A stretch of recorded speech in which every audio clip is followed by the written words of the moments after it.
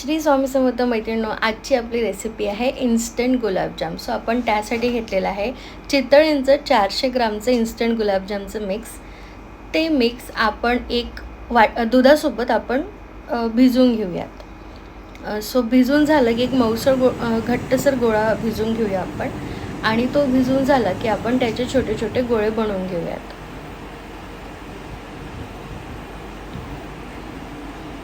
घट्टसर कणकेसारखं भिजून झालं की आपण त्याचे छोटे छोटे गोळे करून घेऊयात, गुलाबजाम बनवून घेऊयात. आणि आपण सोबतच तेलही तापत ठेवलेलं आहे. जर आपल्याला चिकट वाटत असेल तर आपण एक तुपाचा किंवा तेलाचा हात घेऊन पण गोळे वळून घेऊयात.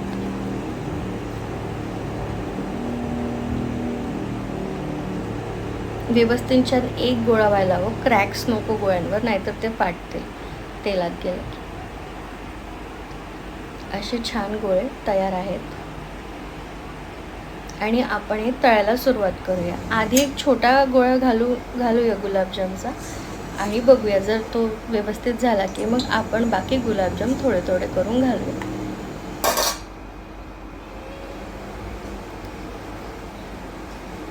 तेल छान गरम तापलेलं आहे आणि गुलाबजाम सोडले त्यात की आपण मंद आचेवर छान तळून घेऊयात सोनेरी होतपर्यंत. आणि आपण जर तेल जास्तच गरम असेल तर आपण असा चमचा त्यामध्ये हलवूया अर्ध्या हाताने, जास्त घाई नको. मस्त असं हलवून घेऊयात. वा किती छान दिसतात सोनेरी गुलाबजाम.